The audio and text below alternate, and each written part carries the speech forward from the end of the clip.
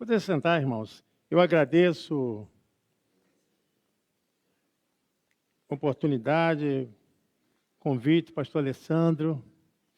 Agradeço poder estar aqui recebendo os irmãos, amigos, pastores, obreiros dessa casa.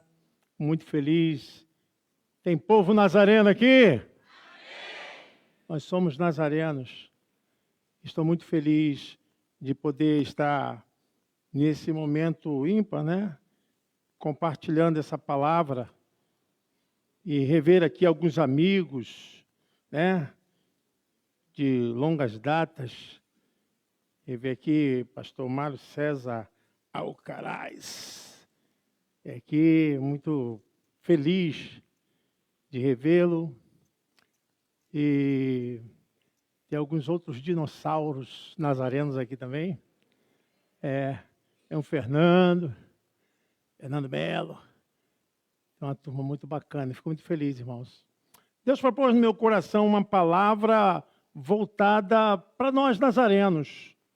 A importância da nossa estada, militância, nesse tempo, e a nossa identidade, e a relação que isso tem a ver com a ressurreição de Jesus. E eu estava meditando, pedindo ao Senhor uma palavra que pudesse somar aos nossos dias, na nossa aplicação, na nossa vida pastoral, na nossa vida como crentes, servos do Senhor. Eu quero ler com vocês 3 versículos, nós depois leremos alguns outros versículos. Em Êxodo, capítulo 12, versículos 12, 13 e 14, será a base, mas nós leremos outros textos bíblicos. Êxodo, capítulo 12, versículos 12, 13 e 14. Diz assim: E eu passarei pela terra do Egito esta noite, e ferirei todo primogênito na terra do Egito, desde os homens até os animais, e sobre todos os deuses do Egito farei juízos. Eu sou o Senhor. E aquele sangue vos será por sinal nas casas em que estiverdes. Vendo eu o sangue, passarei por cima de vós, e não haverá entre vós praga de mortandade, quando eu ferir a terra do Egito. E este dia vos será por memória, celebrá-lo-eis por festa ao Senhor. Nas vossas gerações o celebrareis por estatuto perpétuo. Amém.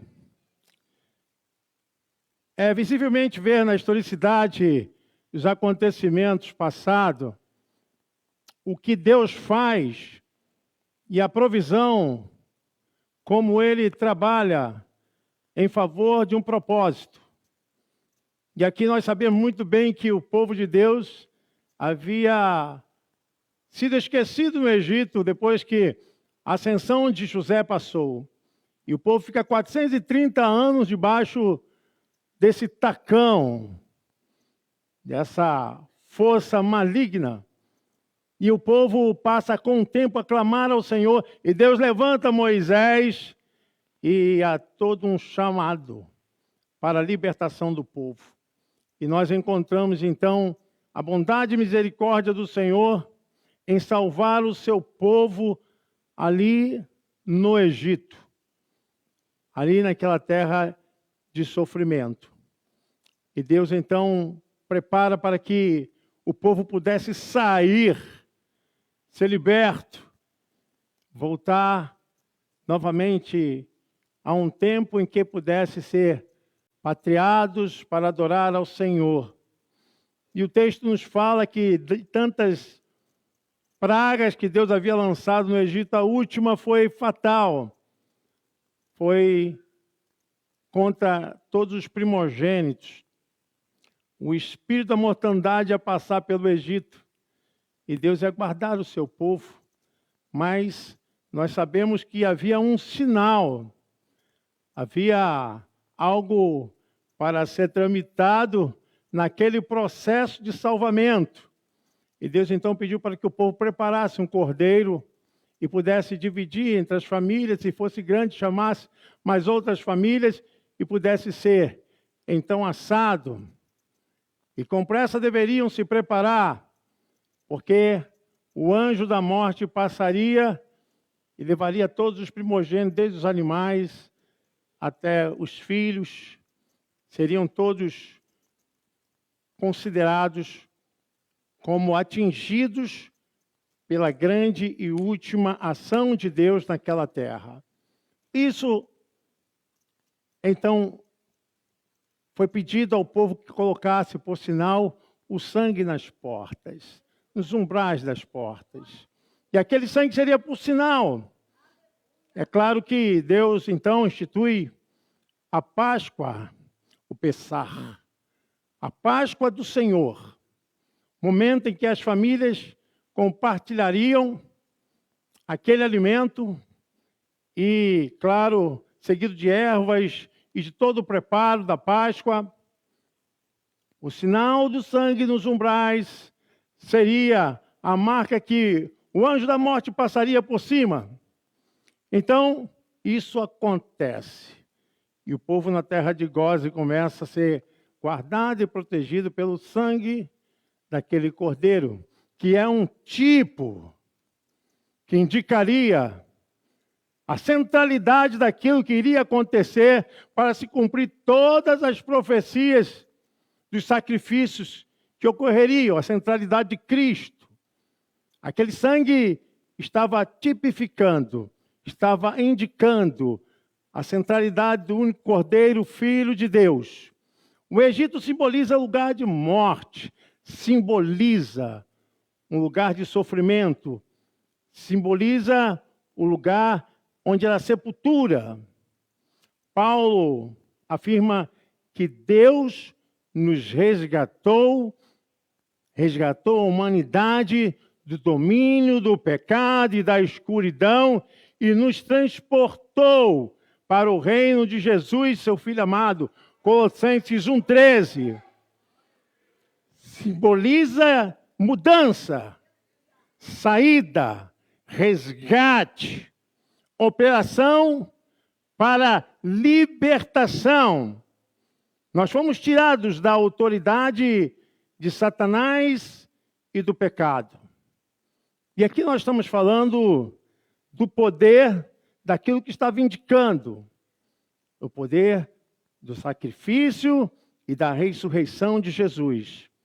Há um texto bíblico, 1 Coríntios capítulo 15, versículo 53 ao 57, Paulo canta o hino da vitória, porque convém que isto que é corruptível se revista da incorruptibilidade e que isto que é mortal se revista da imortalidade.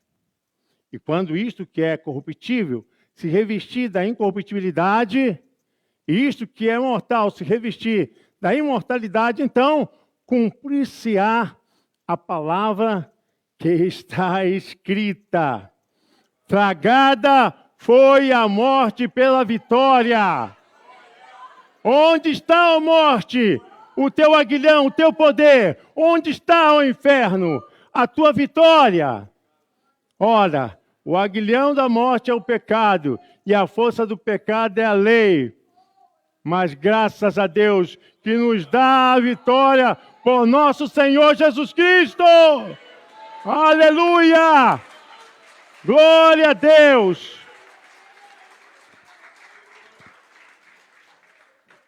Tragada foi a morte pela vitória.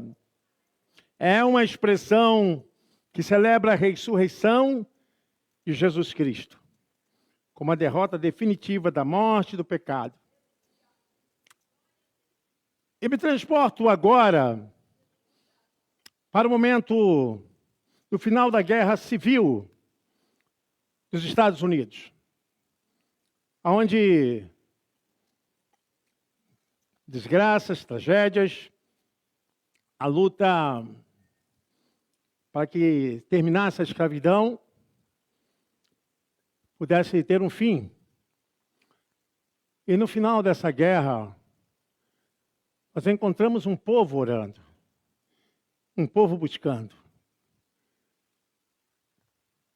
Então se espalhou nos Estados Unidos um avivamento, chamado avivamento campestre.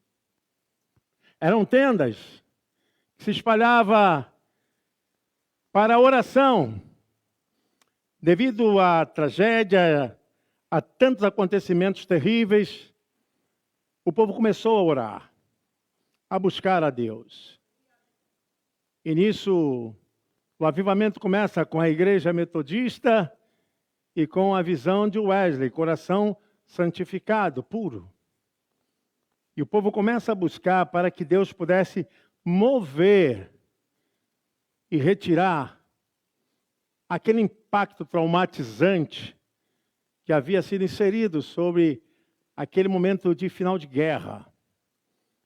E então se começa a se unir igrejas, movimentos. E nesses movimentos aparecem os personagens que começa a identificação de uma nova igreja. Dr. Finés Brizzi, Dr. Reynolds e outros mais. Começa, então, um avivamento em que a igreja nasce depois desse caos, depois de tantas mortes. Mas a igreja estava lá, lutando, orando. Então, há uma identificação de vários outros grupos que se unem e ali estão formando uma só organização para adorar a Deus. E foram chamados a denominação Igreja do Nazareno Pentecostal. E o movimento cresce e vai tomando proporções tão grandiosas. Então vai se organizando, vai se capacitando. E a igreja, com o tempo, vai vendo a necessidade da organização para uma visão mais administrativa, e o corpo vai pegando uma forma tão extraordinária que a igreja vai se desenvolvendo dentro de um processo maravilhoso que vai se espalhando por todos os lugares. A igreja começa a crescer, vindo de uma situação caótica, de uma terra de tragédia, e nasce então o fogo nazareno, povo nazareno. E nós sabemos muito bem que a igreja cresceu por todos os lados e começa a ter a sua organização. Hoje nós somos defensores de uma teologia armínio-wesleyana. Nós cremos no livre-arbítrio, nós cremos no sinergismo, que a salvação tem a cooperação do homem e tem o agir do poder divino, eterno, na decisão do homem. Nós não somos monergistas, ou seguimos a um segmento de monergismo, que Deus opera tudo e o homem não tem participação. Isso é um outro segmento, é uma outra linha que nós temos que ter cuidado. Não por questão soterológica de salvação, mas por questão de fé e doutrinária. Nós temos uma visão, temos uma doutrina, e nós somos da visão de teologia armínio-wesleyana. Cremos no livre-arbítrio e cremos também na santificação do coração, na libertação da alma, no constrangimento do Espírito Santo, que purifica coração puro e agora com caráter maduro, e a vida transformada pelo poder em que se mistura a espiritualidade e a moralidade. Fazem só uma composição. Nós não podemos viver espiritualmente bem e moralmente errados. Espiritualmente andando com Deus e moralmente andando com Satanás. Nós andamos moralmente e espiritualmente dentro da vontade da santidade de Deus. O povo pode dizer amém? Nós temos uma identidade, irmãos. Confesso que isso tem me incomodado há mais de 10 anos, porque eu vim de um segmento que era totalmente diferente do que eu creio e do que eu prego hoje. Eu nasci, não tem como fugir, eu nasci dentro dessa igreja e recebi esse arcabouço de conhecimento dessa denominação. E quando eu vim para a igreja do Nazareno, já formado em teologia, eu me contrastei com a necessidade de mudança. Você entende? A mudança de resgate, de identidade. E então eu tive que voltar para o seminário depois de formado. Eu era calvinista. Agora eu precisava aprender a doutrina da minha igreja. Eu precisava entender. E comecei a estudar. E fui para o seminário. Me formei no Seminário Nazareno. Formação completa. Passei por todo o processo que qualquer um pastor passa. Estudar, ser pregador local, entrevistas, que eram duríssimas. Os antigos sabem muito bem, não era fácil.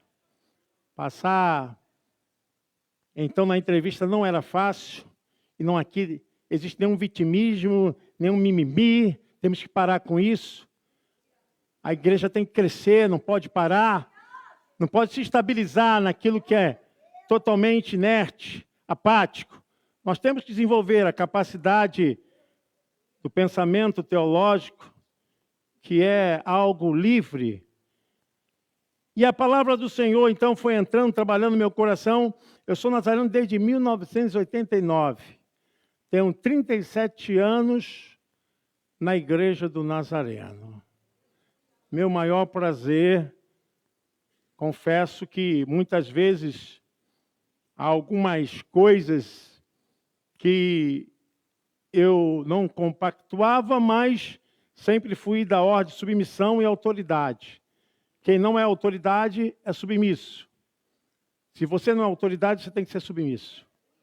É o princípio da base que rege todo o trono de Deus. O trono de Deus é feito de autoridade através da sua palavra e o seu poder demonstra a sua ação pelos seus feitos. E quem é submisso reconhece a autoridade. E quem não reconhece a autoridade cai no princípio que caiu Lúcifer e se transformou em diabo, Satanás, antiga serpente. E nós sabemos muito bem que esse não é o nosso princípio. Amém, irmãos?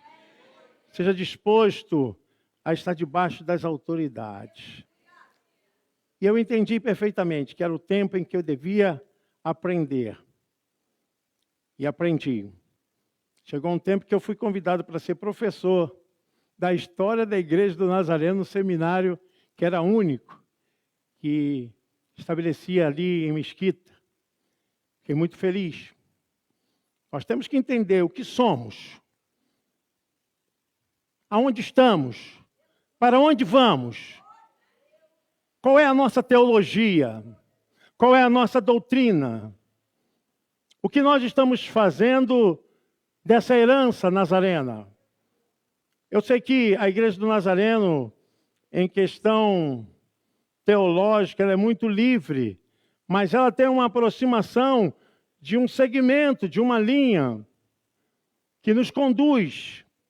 Porque senão nós vamos trabalhar de uma forma em que não há alinhamento, ajustamento, e eu não vejo dessa forma. Eu percebo que dentro da teologia da igreja do Nazareno, da teologia que nos remete essa compreensão. Eu sou pré-tribulacionista, dispensacionalista, futurista. Eu entendo que as ordens dos acontecimentos têm uma forma, têm um tempo. Por isso que somos dispensacionalistas. Penso eu que nós devemos ter uma linha que nos dirige, que seja o norte para o nosso caminhar, para o nosso palmilhar. E Paulo, ele orienta a respeito dessas coisas, porque se tratando da doutrina, ele adverte a Timóteo a preocupação de saber que a sua doutrina é um conjunto de ensinamentos pela qual Deus trabalha e foi revelada por nosso Senhor e Salvador Jesus Cristo. 1 Timóteo, capítulo 4, verso 16, Paulo, ele exige a Timóteo uma liderança, um pastorear, e fala a respeito da implicação desse comprometimento. Tem cuidado de ti mesmo e da doutrina. Persevera nestas coisas, porque fazendo isto, te salvarás tanto a ti mesmo como aos que te ouvem. Paulo fala a respeito do cuidado, da preocupação. Nós precisamos entender que não é uma questão de radicalismo, mas é uma questão de cuidado. Perseverar. Cuidar. Eu sei que na vontade de pastorear, na vontade de fazer as coisas de Deus, muitas portas são abertas. Muitos pensamentos são criados. Mas eu digo que muitas portas e muitos pensamentos são criados, mas também muitos desânimos para o recuo do propósito também são manifestos. Precisamos entender o que somos. Qual é a nossa marcha, a nossa cadência? Em que estamos edificados? Em que estamos edificados? Paulo fala em 1 Coríntios capítulo 3, versículo 12 ao versículo 15, qual é a obra que nós estamos fazendo base para a nossa vida. 1 Coríntios capítulo 3, versículo 12 ao 15. E se alguém sobre este fundamento formar um edifício de ouro, prata, pedras preciosas, madeira, feno, palha, a obra de cada um se manifestará na verdade. O dia a declarará, porque pelo fogo será descoberta, e o fogo provará qual seja a obra de cada um. Se a obra que alguém edificou nessa parte permanecer, esse receberá galardão. Se a obra de alguém se queimar, sofrerá detrimento, mas o tal será salvo, todavia, como pelo fogo. Paulo faz um alerta a respeito aonde estamos edificando, aonde é a nossa base de construção. O que nos apoia, o que nos sustenta.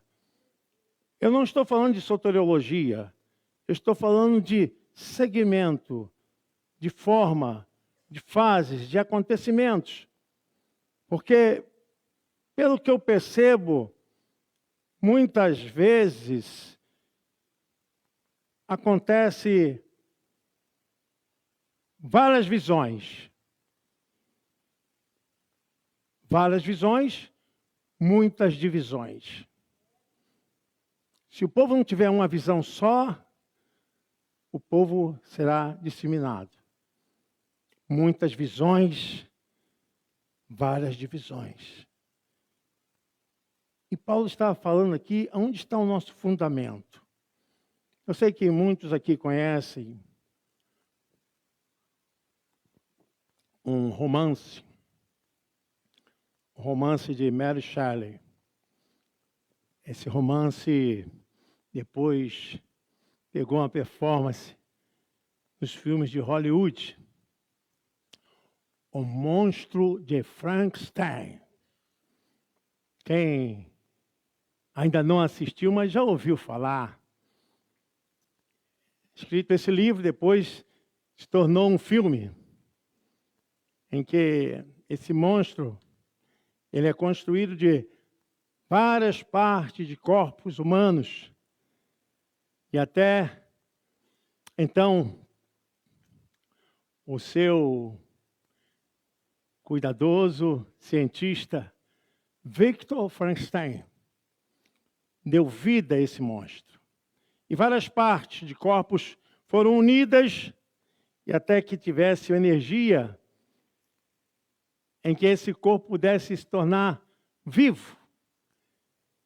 E aí, depois, nós sabemos que no final ele se levanta contra o seu próprio Criador.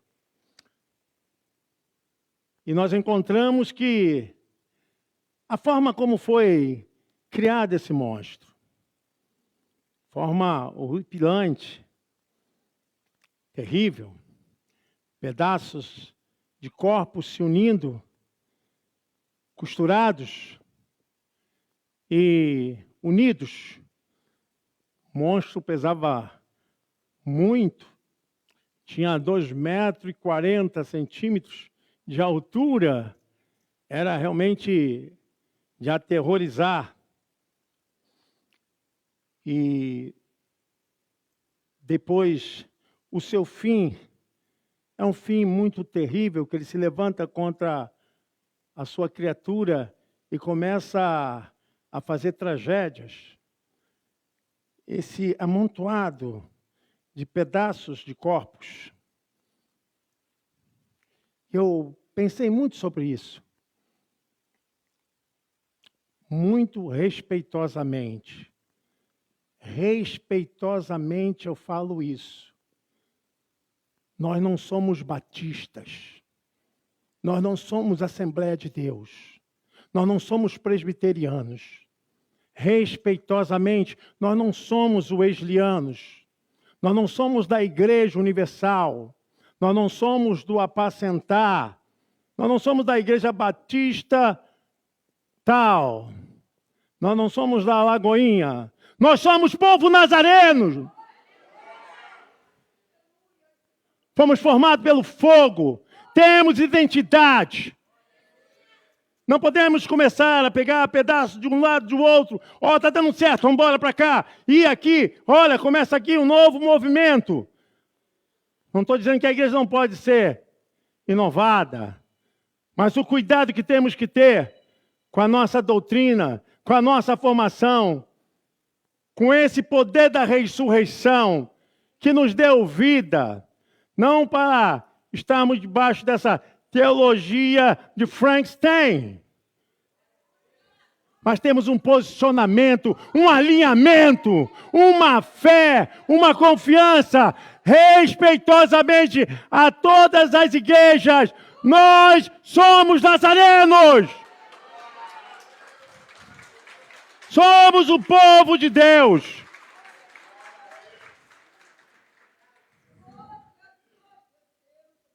Temos a palavra de Deus, regra da nossa fé. Temos a revelação de Jesus Cristo, nosso Salvador, a vontade de Deus, pela Bíblia. Temos um manual, nossa história, ensinamentos doutrinários, artigo de fé, fundamento doutrinário e organização. Nós temos princípio, fundamento. Não quero dizer aqui que não tenha tido um vacilo, um erro, ou determinadas coisas que estão acontecendo. Eu tenho que trazer isso para a minha vida, para a minha igreja. Esquecendo das bases fundamentais, dos ensinamentos que recebi durante esses 37 anos como nazareno. Sempre procurei me alinhar. Qual é a teologia da minha igreja? O que minha igreja prega?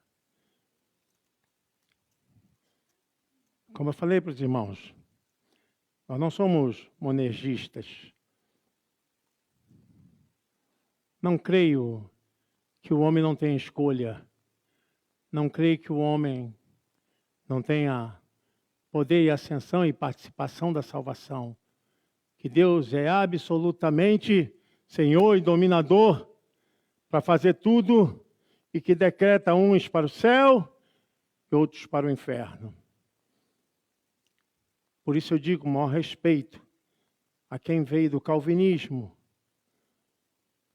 Se vocês são nazarenos, precisam andar na cadência da igreja do Nazareno.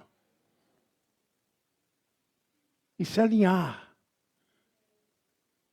Algum tempo atrás eu conversei com alguns pastores a respeito da falta de material, de literatura que pudesse robustecer a nossa igreja, os nossos professores. E minha preocupação, isso estou falando de coisa de 10 anos atrás, era justamente qual é a nossa teologia. Nós estamos abrindo as portas para receber de qualquer maneira, estar e ficar de qualquer jeito. O que nós vamos fazer? Recebemos, somos bons parteiros e péssimos pediatras. Cuidamos do nascimento, nos esquecemos da capacitação e da estruturação. Muito preocupado com isso. E vi a necessidade de dar essa palavra nessa oportunidade. Nós temos teologia, irmãos. Nós temos doutrina. Nós temos um superintendente. Nós temos uma organização, tem a junta consultiva. Tem as igrejas, tem os seus departamentos, tem as suas juntas local. Nós somos uma igreja organizada. O Espírito Santo nos revela, amém? O Espírito Santo fala conosco, amém?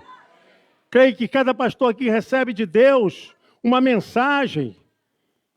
E o Senhor renova a cada manhã. Como diz lá em Lamentações 3:22, que as misericórdias do Senhor se renovam a cada manhã.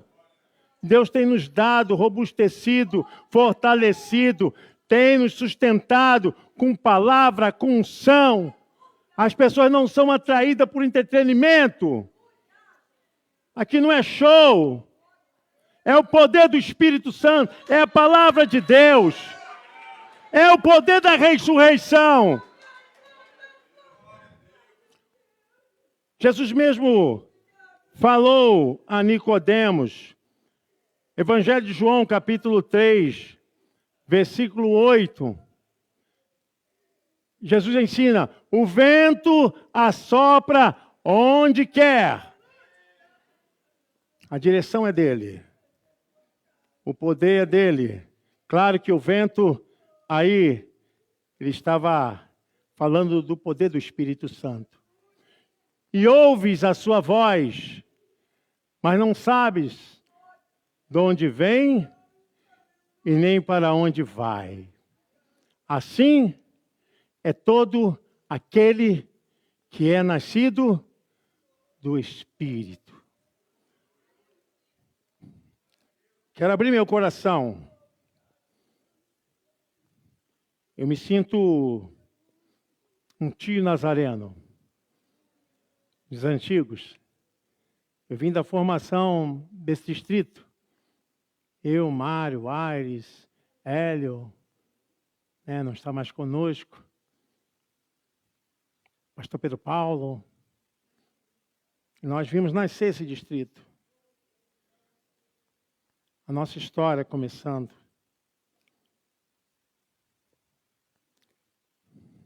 O vento assopra para onde quer.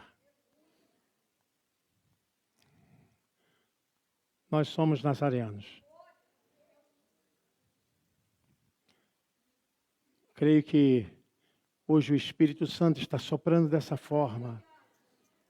Está nos conduzindo dessa forma. Nos dirigindo desse jeito. Não precisamos ficar olhando para o lado para ver o que estão acontecendo, o que estão fazendo. Deus tem nos dado a direção. Deus tem te dado a direção, pastor Alessandro. Faça conforme o Espírito Santo está te falando. O poder da ressurreição está sobre você.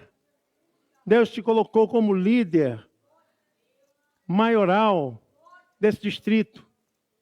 Não tenha medo. O vento assopra para onde quer.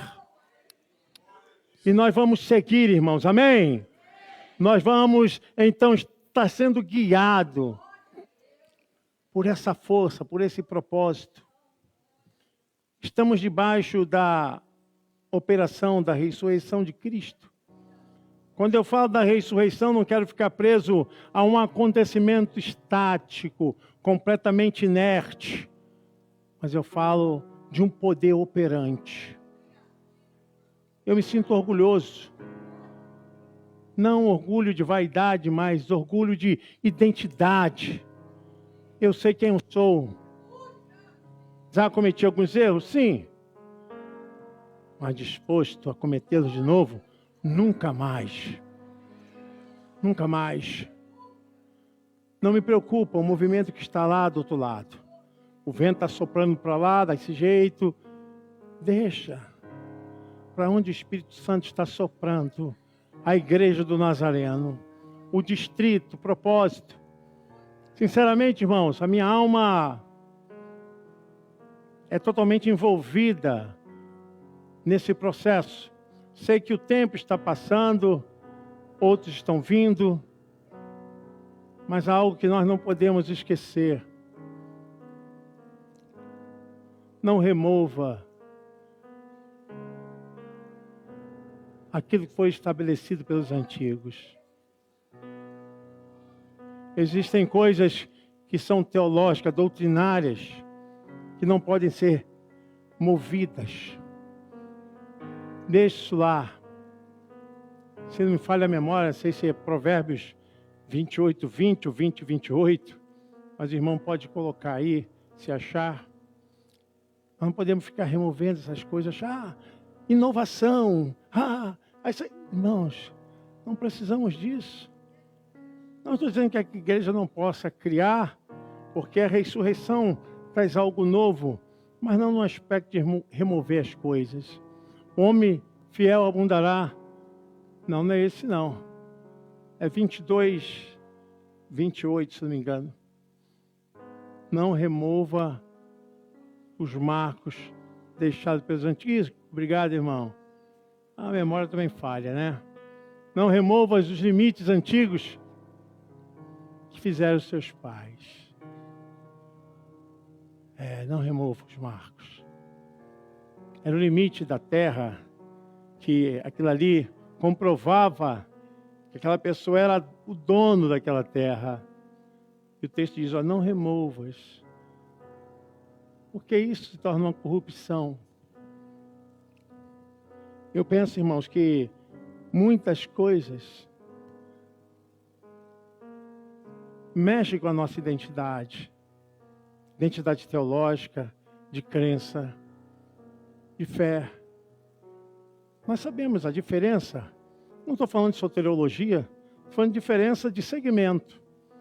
Quando Jesus vai voltar, sou pré, mid, pós, o que acontece, as fases. Isso tem importância? Claro que tem. Estou falando de salvação, mas tem importância? Tem. Eu estou dizendo que o poder da ressurreição nos alinhou, nos direcionou.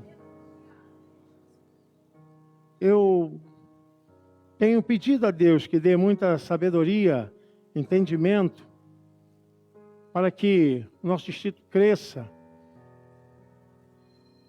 Cuide dos pastores. Cuide das igrejas pequenas. Tenho orado a Deus. Sei que quer passar por dificuldades, necessidades. Às vezes nos falta até uma identificação visual. Passa pela igreja, nem sabe que aquilo ali é igreja. Nós somos nazarenos. Nós temos a identidade, amém? Opinião minha, com muito respeito, a junta consultiva, penso que todos nós devemos ter uma identificação transparente. Isso, opinião minha, não interfere em nada, e peço perdão pelo que eu estou falando. Acho que isso deveria ser feito pelo distrito. Mas o pastor está carregando uma pedra tão pesada, ele quer entrar, ele quer fazer culto, ele quer chamar as pessoas, mas lhe falta estrutura para identificar, para dizer, olha, nós somos povo de Deus, nós estamos em mais de 150 países. Uma identificação, uma fachada de 30, de 50, de 100 membros, uma igreja que possa ser identificável. O poder da ressurreição está sobre a igreja do Nazareno. Eu penso, irmãos, ainda com toda a dificuldade física que eu tenho vivido, mas minha mente está tão lúcida, tão ágil, mais do que antes. Mais do que antes. E quero aqui, nesse momento, compartilhar com vocês a visão da ressurreição de Jesus Cristo, agora sobre a nossa vida como nazarenos. Fortalecer a nossa unidade. Dar valor às nossas convenções. Dar valor mesmo. Eu creio que tem que ser feito para não remover os marcos colocados pelos antigos. Eu sou de uma época que fechava a convenção no Ideal de Olinda, que era no Clube de Mesquita.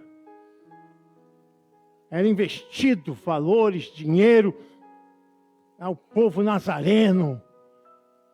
Eu não estou falando que nós estamos deixando de fazer. Eu estou falando que a gente tem que ter cuidado com a nossa doutrina. Valorizar. Eu espero, irmãos, que nós voltemos nesse poder da ressurreição ao primeiro amor. Voltar a esse amor que nós tínhamos como nazarenos. Eu por necessidade, não porque me sinto capaz, não porque me acho o tal, mas decidi escrever umas coisas que já estavam anotadas, só fiz algumas aplicações e algumas fontes teológicas e vi a necessidade.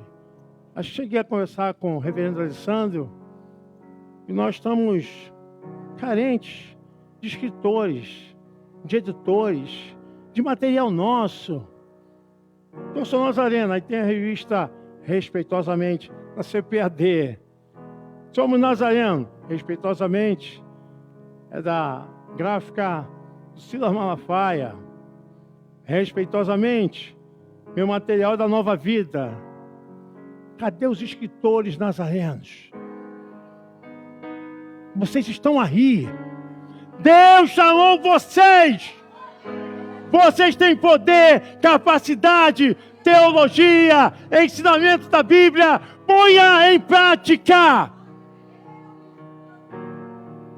Decidi, Senhor, me dê forças Quando eu retornei do hospital, um desafio, colocar em prática aquilo que eu tinha escrito há mais de 15 anos, fazer aplicação. Não sei se o Bira pode colocar aí, mas não porque eu tenha essa capacidade. Eu me senti responsável. Tenho vários discípulos aqui. Eu chamo essas pessoas discípulos. Discípulo é aquele que está ao lado.